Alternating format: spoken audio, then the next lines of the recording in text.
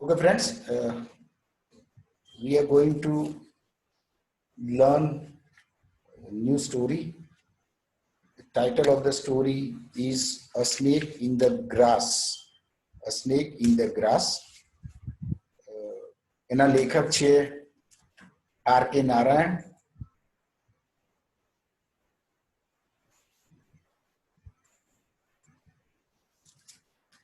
R.K.. નારાયણનો જન્મ ભારતીય લેખક છે. એમનો જન્મ 1907માં થયો હતો અને 2001માં એમનું મૃત્યુ થયું હતું.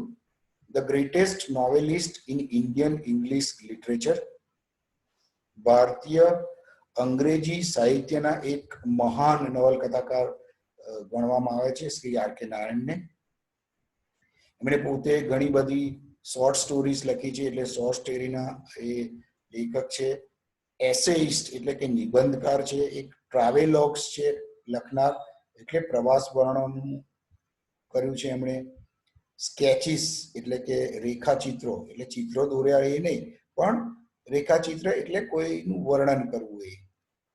એમના જે પુસ્તકો છે એમાં સ્વામી એન્ડ ફ્રેન્ડ્સ છે, ધ ઇંગ્લિશ ટીચર છે, waiting for the Mahatma, the guide, the man eater of Malgudi, the dark room, આ બધી એમની ચોપડીઓ છે, એમના પુસ્તકો છે. His short stories have been serialized on television by the title Malgudi Days. આજે પણ તમે યુટ્યુબ પર જઈને માલગુડી ડેઝ લખો એટલે આર.કે. નારાયણની જે નાની વાર્તાઓ છે એ બધી જ વાર્તાઓને સિરિયલાઇઝ કરવામાં આવે છે. એના એક એક વાર્તાના એક એક એપિસોડ છે. BSM 3 ની અંદર મેં એક સ્ટોરી છે એ ધ સ્વીટ્સ ફોર એન્જલ, એ આખી સ્ટોરી મેં વિદ્યાર્થીઓને બતાવી છે. A snake in the grass એ સ્ટોરીનો વિડીયો પણ છે જ. તમે જો યુટ્યુબ પર જશો તો તમને એ વાર્તા જોવાની મળશે એક એપિસોડ રૂપે, એક નાનકડી ફિલ્મ રૂપે. મિત્રો, શ્રી આર.કે. નારાયણને પદ્મ વિભૂષણ અને પદ્મભૂષણ એવા બે ખ્યાતનામ, આપણા દેશના જે સર્વોચ્ચ કહેવાય એવા એવોર્ડ્સ પણ એમને પ્રાપ્ત થયા છે, એમને મળ્યા છે. તો આવા એક મહાન લેખકની વાર્તા આપણે ભણવા જઈ રહ્યા છીએ. રાઈટ? તો હવે આપણે સીધા એ વાર્તા પર જઈશું. મિત્રો, એ પાઠ જે છે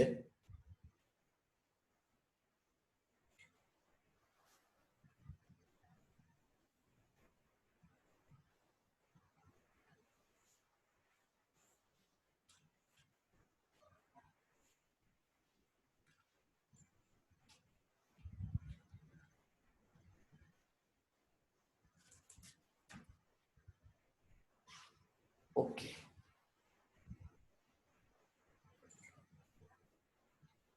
જેને વાર્તા આવી ગઈ સ્ક્રીન ઉપર, સ્ટોરી આવી ગઈ. Okay, so I'm starting the lesson. On a sunny afternoon, when the inmates of the bungalow were at the siesta, a cyclist rang his bell at the gate frantically and announced. On a sunny afternoon, sunny એટલે સૂર્યપ્રકાશ થોડો વધારે હોય એવી એક બપોરની વાત કરે છે. When the inmates એટલે ઘરના લોકો. You write the meanings. When the inmates of the bungalow were at their siesta. Siesta એટલે બપોરના જમણવાર પછીની, ખાધા પછીની નિંદ્રા, અથવા બપોરે તમે થોડો આરામ કરો, આડે પાટે થાવ, એની વાત કરે છે. When the inmates of the bungalow, તો એ ઘરના લોકો જ્યારે બપોરના ભોજન બાદ આડા પડ્યા હતા.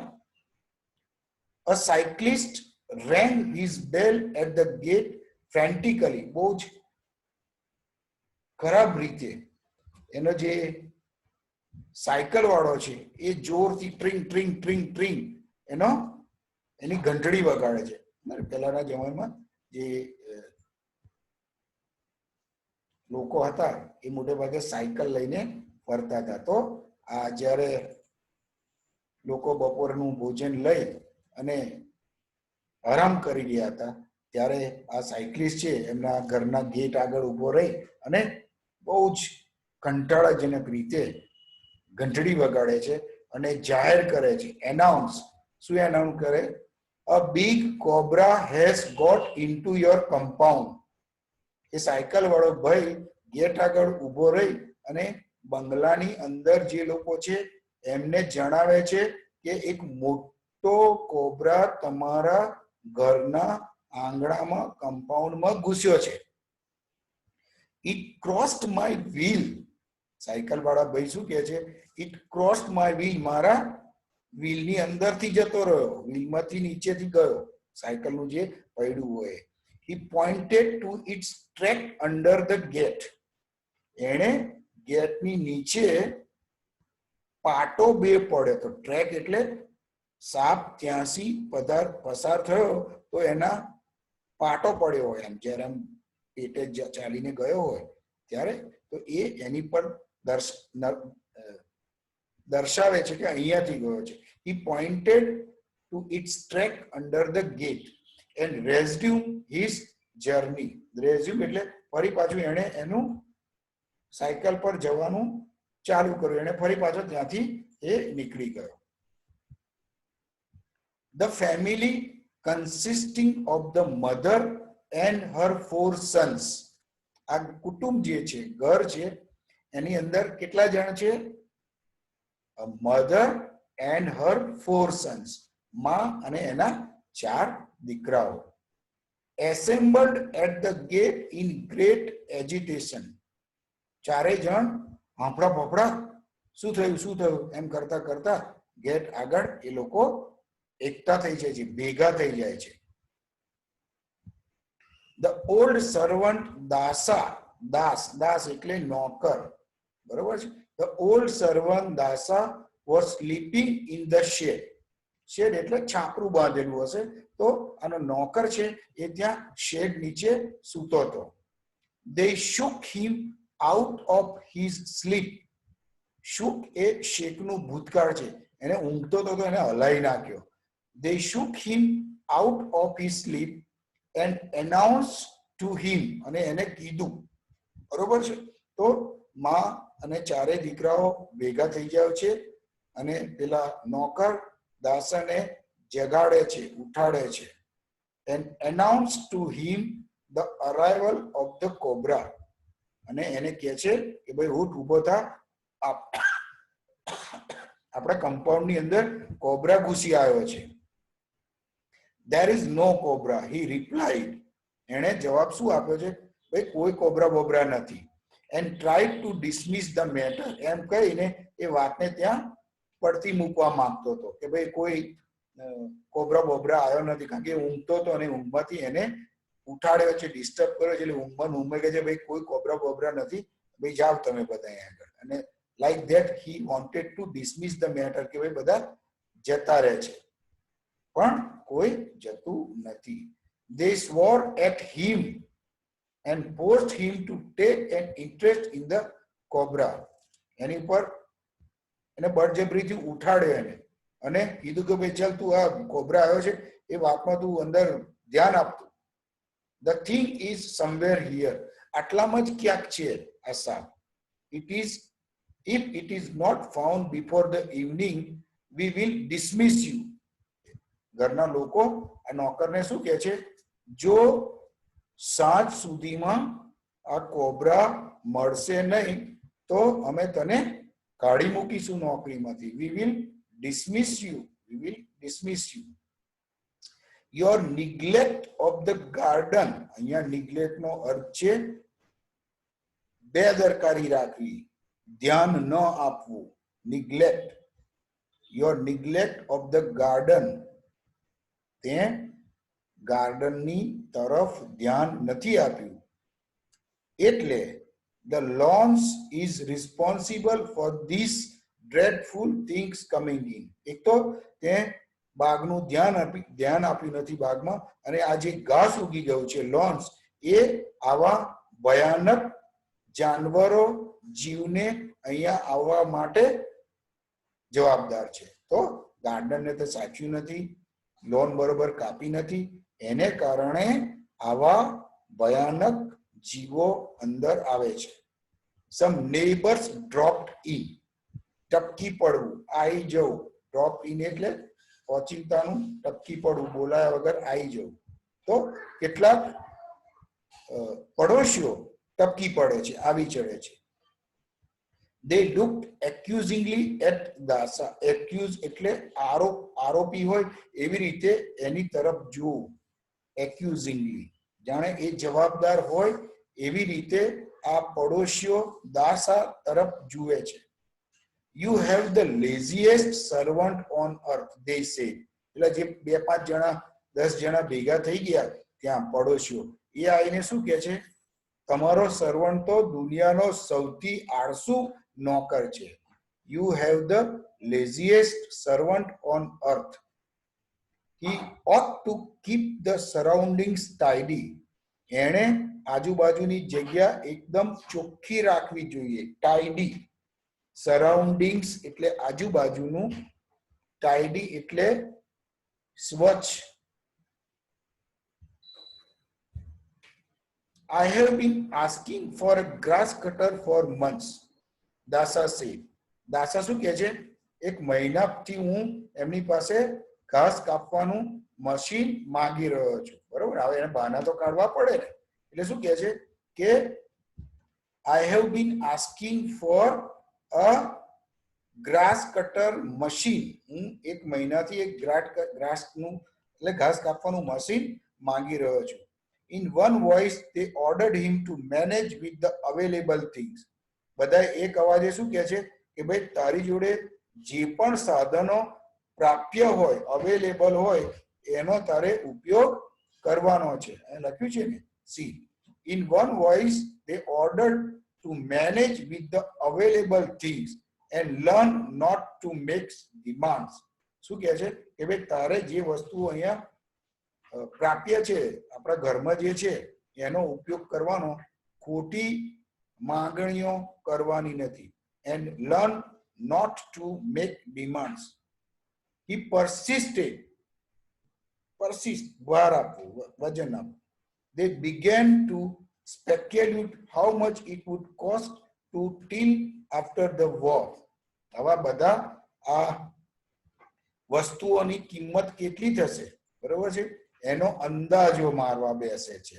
સ્પેક્યુલેટ, અંદાજ મારવો, ગણતરી કરવી.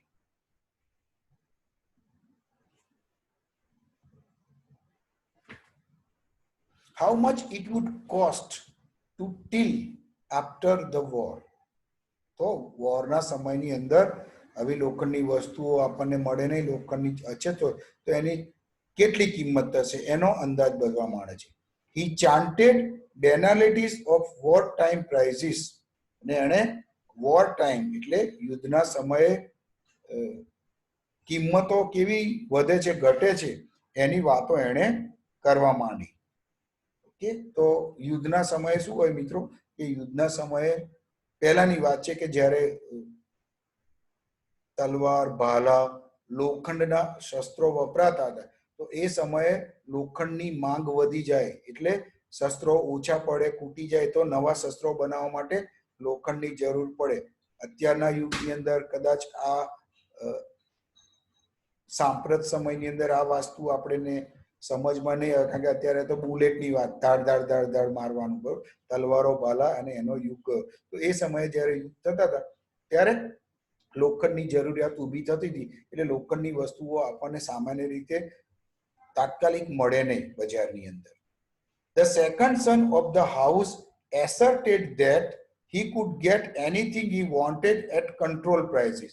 તો એમનો જે બીજા નંબરનો છોકરો છે એ છોકરો શું કહે છે કે ભાઈ હું ઈચ્છું એ વસ્તુ હું વ્યાજબી કિંમતે મેળવી શકું. અહીં જો અહીં લખ્યું છે કંટ્રોલ પ્રાઇસીસ, બરાબર.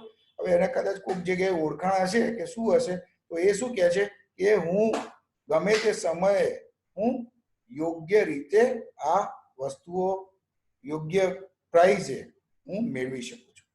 The neighbour became eloquent on black market. બીજો એક પડોશી છે એ પાછો કાળા બજારની વાત કરે છે. બહુ એલોક્વેન્ટ એટલે બહુ જાણે બહુ જાણતો હોય એવી રીતે કાળા બજારની વાત કરે છે.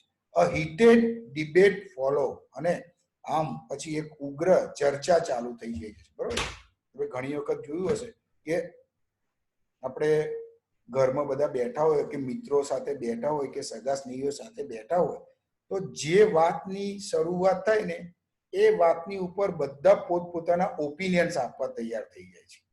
દાખલા તરીકે ભૂતની વાત કરીએ તો બધા ભૂતના અનુભવોની વાત કરે, સાંભળેલી વાત શેર કરે.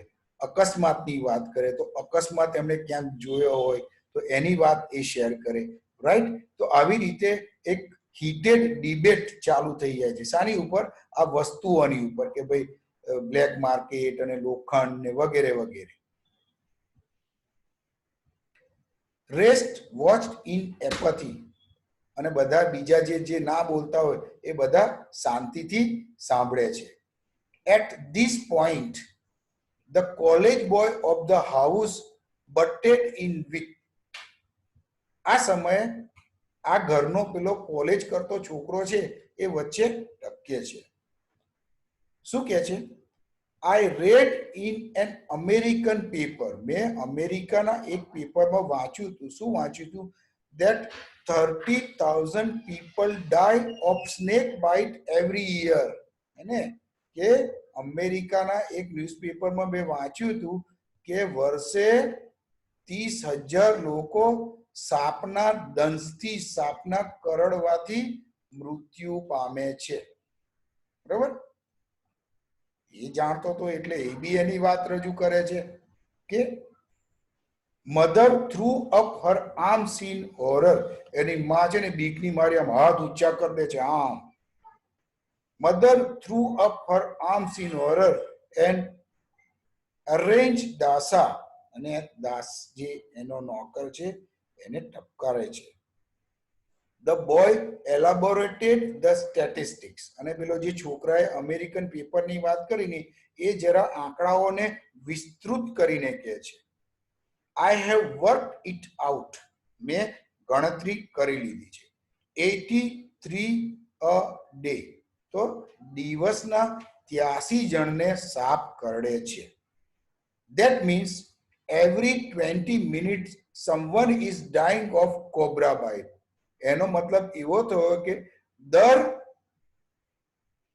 20 મિનિટે, દર 20 મિનિટે દુનિયામાં ક્યાંક ને ક્યાંક કોઈક માણસ કોબ્રાના કરડવાથી મૃત્યુ પામે છે. આ પેલો છોકરો સ્ટેટિસ્ટિક બતાવે છે.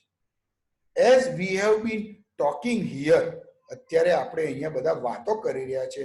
One person has lost his life somewhere. દુનિયામાં ક્યાંક કોકને સાપ કરડ્યો હશે ને કોક અત્યારે મરી ગયો હશે. Mother nearly screamed on hearing it. આવું સાંભળી અને એની જે મમ્મી છે, એની માતા છે, એ શું કરે છે? ચીસ પાડે છે.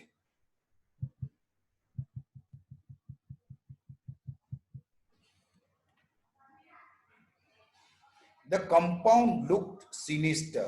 બેકાર લાગતું હતું. The compound looked sinister. The boys brought in bamboo sticks. છોકરાઓ શું જેને લઈ આવ્યા? હા, વાંસડા લઈ આવ્યા, bamboo sticks. And pressed one into the hands of the servant also. એને આવું કંઈક સાપ બાપ આવે એટલે આપણે બધા શું કરે? હાથમાં જે આવ્યું, લાકડી આવી તો લાઈક, પાઇપ લાઈક પાઇપ, પાવડો આવે તો પાવડો, એવી વસ્તુ આપણે લઈએ. તો આ છોકરાઓ જે છે એ લાકડાની જે શું કહેવાય, વાંસની જે પાઇપો કે વાંસડા હોય એ લઈ આવે છે અને એક પાછો દાસાના હાથમાં આપી દે છે, જે પકડતું. He kept desultorily poking into the foliage with a cynical air.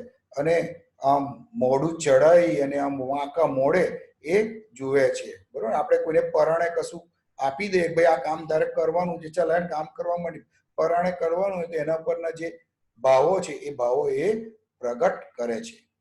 The fellow is beating about the bush. Someone cried aptly. કશું કરતો નથી. The fellow is beating about the bush. આ માણસ કશું કરતો નથી. They tucked up their dhotis. Tucked up their dhotis એટલે આ દક્ષિણ ભારત નિવાસ છે એટલે ધોતી પહેર્યું એટલે tucked up ઊંચી કરી લે છે ધોતી. Seized every available knife. હાથમાં પેલા એ પકડી લે છે ચપ્પા. And crowbar and began to hack the garden. તો નાઇફ એટલે અહીંયા આપણે દાંતરડું કહે છે તો દાંતરડું લઈ લે છે. નરાસ લે છે. CROWBA. કારબાર એટલે કોશ. ગામડાઓમાં પેલું ખોદવા માટે કોશનો ઉપયોગ કરે છે. ટુ હેક ધ ગાર્ડન તો દાંતરડું લઈ લે છે અને કોશ લઈ લે છે અને બધું ઘાસ કાપી અને ગાર્ડનને સાફ કરવાનો ચાલુ કરી દે છે. ક્રીપર્સ. ક્રીપર્સ એટલે વેલાઓ અને ચોમાસામાં તમે જો બધા વેલાઓ ઉગી નીકળે છે. બુશિશ. બુશિશ એટલે નાના નાના છોડવાઓ ઝાડવાઓ અને એન્ડ લોન્સ અને જે લોન ઉગાડે છે વર લેટ લો. ઘાસ વેલા ઝાડી ઝાકરા બધું જ કાપી નાખ્યું. બધું તરિયા ઝટક કરી નાખ્યું. લેટ લો. What could not be trimmed was cut to the root. અને જે કપાયું નહીં. ટ્રીમ એટલે કાપવું ઉપરથી કાપવું. What could not be trimmed was cut to the root. એને થળિયામાંથી જ કાઢી નાખ્યું. જે કપાયું ને એને ખોદીને કાઢી નાખ્યું. The inner walls of the house brightened with the unobstructed glare streaming in. આને કારણે શું થયું તો ઘરની જે અંદરની દિવાલો હતી બરોબર ને, જ્યારે આપણે ઘરની આજુબાજુથી બધું ચોખ્ખું કરી નાખીએ, ઝાડવાઓને ટ્રીમ કરી નાખીએ ને, ઉપરના ડાળખા કાપી નાખીએ એટલે ઘરમાં અજવાળું થઈ જાય. તો એવું થઈ જાય છે. The house brightened with the unobstructed એટલે unobstructed એટલે એને કશું નડતું નથી.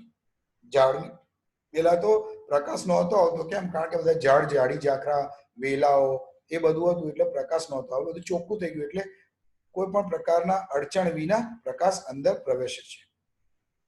When there was nothing more to be done, Dasa asked triumphantly. Triumphantly એટલે વિજયી રીતે. જાણે હું કહેતો તો એ સાચું પડ્યું ને એમ. So when there was nothing more to be done, હવે કશું કરવાનું. Dasa asked triumphantly, where is the snake? એટલે પરાણે એને પેલો વાંસળો હાથમાં આપેલો ત્યારે એનું મોઢું બગડ્યું હતું. એટલે એ આમ જાણે કે જોઈ લો હું કહેતો તો ને કઈ છે સાપ બતાવો છે. ટ્રાયમ્ફન્ટલી એટલે વિજય સ્મિત સાથે. ટ્રાયમ્ફ એટલે વિજય. હું કહેતો તો ને જો છે ક્યાંય એક જગ્યાએ તમને સાપ જોવાનો મળ્યો. An old beggar cried for alms at the gate. આ બધું ચાલતું હતું ત્યારે એમના ગેટ આગળ એક ભિખારણ આવે છે. બેગર વૃદ્ધ ભિખારણ. cried for alms ALMS ભિક્ષા ALMS alms ભિક્ષા. તો એક ભિખારણ આવી અને ત્યાં ભીખ માટે બૂમ પાડે છે.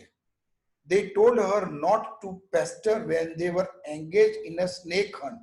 પેલા બધા શું કહે છે? અત્યારે ભાઈ અમે સાપની શોધમાં છીએ એટલે તું અત્યારે અમને ખલેલ ના પહોંચાડીશ. ટુ પેસ્ટર એટલે ખલેલ પહોંચાડવી. જ્યારે અમે સ્નેક હન્ટ, જ્યારે અમે સાપને શોધવાની હોડમાં છીએ, એમાં કામમાં સામેલ છીએ, તારે અમને ડિસ્ટર્બ કરવાના નથી. ઓન હિયરિંગ ઇટ, જ્યારે એને સાંભળ્યું ને કે સ્નેક હન્ટ કરે છે, સાપને શોધે છે, અહીંયા સાપ ભરાઈ ગયો છે, ત્યારે પેલી જે ભિખારણ છે એ શું કહે છે? On hearing it the old woman became happy. પેલી જે ભિખારણ છે બહુ ખુશ થઈ જાય છે. યુ આર ફોર્ચ્યુનેટ, તમે તો બહુ નસીબદાર છો. It is god Subramanyam who has come to visit you. તમારા ઘરે ભગવાન સુબ્રમણ્યમ આયા છે. એટલે એ સ્નેકને, જેમ કે આપણે અહીંયા ગોગા બાપા હોય છે, ભાતીજી મહારાજ હોય છે, બરોબર છે, તો એ સાપના દેવ કહેવાય છે. એટલે આપણે એમને એ રીતે એમનું માન સન્માન કરીએ છીએ, એમની પૂજા કરીએ છીએ, અર્ચના કરીએ છીએ. તો પેલી ડોસી શું કહે છે કે તમારા ઘરે કોણ આવ્યું છે? ભગવાન સુબ્રમણ્યમ આવ્યા છે. ડોન્ટ કિલ ધ સ્નેક, તમે આ સ્નેકને મારી નાખશો નહીં. Mother was in hearty agreement, અને એમની માં છે એ એ આમ ખુશીથી એની સાથે સંમત થઈ જાય છે. Mother was in hearty agreement. Agreement એટલે પેલા ભિખારીની સાથે સંમત. એના વાત સાચી છે. You are right, you are right. I forgot all about the promised abhishekam. મેં દૂધના અભિષેક કરવાનું વચન આપેલું પણ હું ભૂલી ગઈ. આપણે પ્રતિજ્ઞા લઈએ છીએ, બાધા લાગે હું આવું કરીશ, પણ ઘણી વખત ભૂલી જવાય. This is a reminder. આ તો યાદ કરાવી ભગવાને આવી. She gave a coin to the beggar who promised to send down a snake charmer as she went. પેલી છોકરાઓની માં એની બેગરને, ભિખારણને એક સિક્કો આપે છે. પછી પેલી જતા જતા કહે છે હું આગળ જઈ અને એક મદારીને મોકલું છું. સ્નેક ચાર્મર એટલે મદારીને, એટલે સ્નેક પકડી પાડે ને. As she went, presently an old man appeared at the gate and